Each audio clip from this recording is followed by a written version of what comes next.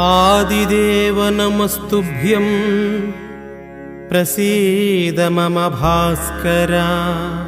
दिवाकर नमस्तुभ्यं प्रभाकर नमोस्तुते। सप्ताश्वरथमारूढं प्रचण्डं कश्यपात्मजं श्वेतपद्मधरं देवं तं सूर्यं प्रणमाम्यहम्। लोहितं रथमारूढं सर्वलोकपितामहं महापापहरं देवं तं सूर्यं प्रणमाम्यहम्।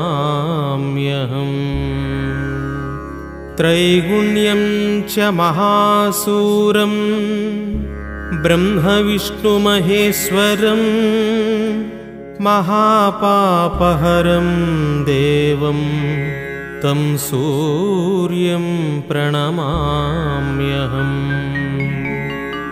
बृंहितं तेजसां पुञ्जं वायुराकाशमेव च प्रभुस्त्वं सर्वलोकानां तं सूर्यं प्रणमाम्यहम्।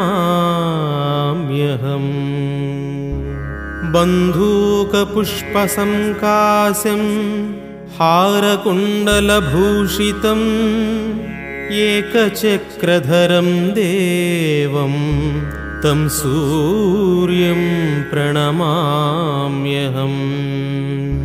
तं सूर्यं लोककर्तारं महातेजः प्रदीपनं महापापहरं देवं तं सूर्यं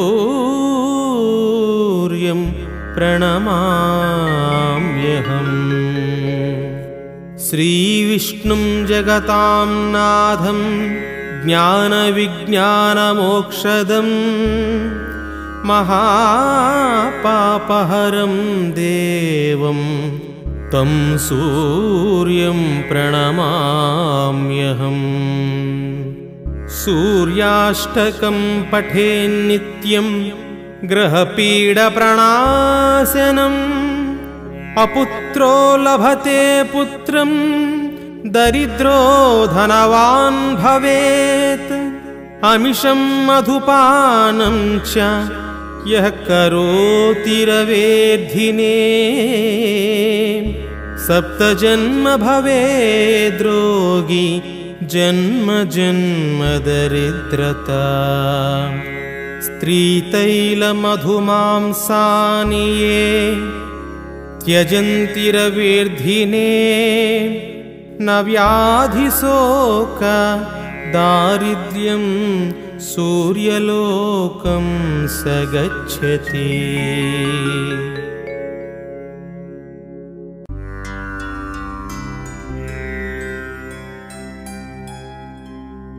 ततो युद्धपरिश्रान्तं समरे चिन्तया स्थितं रावणं चाग्रतो दृष्ट्वा युद्धाय समुपस्थितम्। दैवतैश्च समागम्य द्रष्टुमभ्यागतो रणम् उपागम्य ब्रवीद्राममगोस्त्यो भगवान् ऋषिः। अगस्त्य उवाच राम राम महाबाहो शृणु गुह्यं सनातनं येन सर्वानरीन् वत्स समरे विजयिष्यसि। आदित्यहृदयं पुण्यं सर्वशत्रुविनाशनम् जयावहं जपे नित्यमक्षयं परमं शिवम्। सर्वमङ्गलमाङ्गल्यं सर्वपापप्रणाशनं चित्ताशोकप्रशमनम् आयुर्वर्धनमुत्तमम् रश्मिमन्तं समुद्यन्तं देवासुरनमस्कृतं पूजयस्व विवस्वन्तं भास्करं भुवनेश्वरम् सर्वदेवात्मको ह्येष तेजस्वीरस्य भावनः येषः देवासुरगणान् लोकान् पातिगभस्तिभिः येषः ब्राह्म च विष्णुश्च शिवः स्कन्दः प्रजापतिः महेन्द्रो दनदः कालो यमः सोमो ह्यापाम्पतिः पितरो वसवः साध्या ह्यश्विनौ मरुतो मनुः वायुर्वह्निः प्रजाप्राणः ऋतुकर्ता प्रभाकरः आदित्यः सविता सूर्यः खगः पूषा गभस्तिमान् सुवर्णसदृशो भानुर्विश्वरेता दिवाकरः हरिदस्वः सहस्रार्चितिः सप्तसप्तर्मिरीचिमान् सिमिरोन्मदनः शम्भुस्त्वष्टा मार्ताण्डंशुमान् हिरण्यगर्भः शिशिरस्तपनो भास्करो रविः अग्निगर्भोदितेः पुत्रः शङ्खः शिशिरनाशनः व्योमनादस्तमो भेदी ऋग्यजुःसामपारगः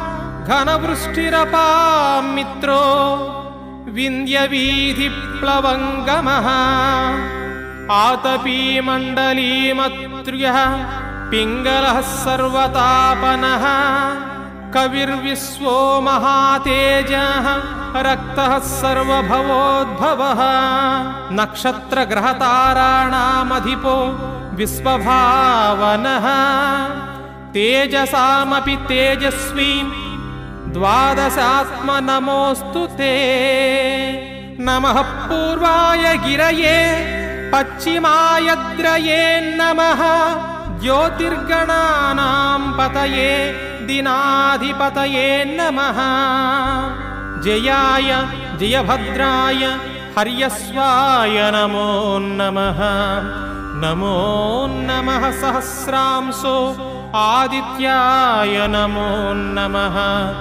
नमः उग्राय वीराय सारंगाय नमो नमः नमः पद्मप्रबोधाय मार्ताण्डाय नमो नमः ब्रह्मेशानाच्युतेशाय सूर्यादित्यवर्चसे भास्वते सर्वभक्षाय रौद्राय वपुषे नमः तमोघ्नाय हिमघ्नाय शत्रुघ्नाय मितात्मने कृतघ्नघ्नाय देवाय ज्योतिषां पतये नमः तप्तचामीकराभाय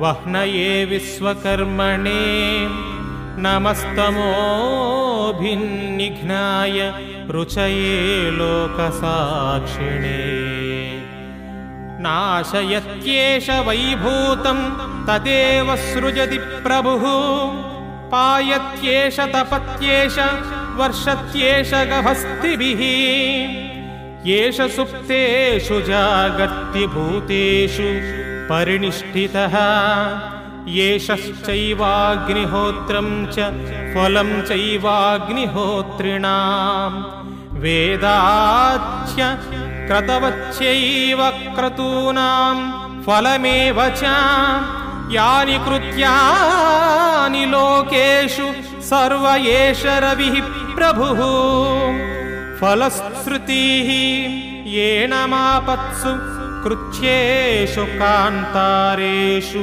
बहेषु च कीर्तयन् पुरुषः कच्चिनावसीदति राघव पूजयस्वैनमेकाग्रो देवदेवं जगत्पतिम् एतत्त्रिगुणितं जप्त्वा युद्धेषु विजयिष्यसि अस्मिन् क्षणे महाबाहो रावणं त्वं वधिष्यसि एवमुक्त्वां तथागस्त्यो जगाम च यथागतम् एतच्छ्रुत्वा महातेज नष्टशोको भवत्तदा धारयान्मास सुप्रीतो राघव प्रयातात्मनान् आदित्यं प्रेक्ष्य जप्त्वा तु परं हर्षमवाप्तवान्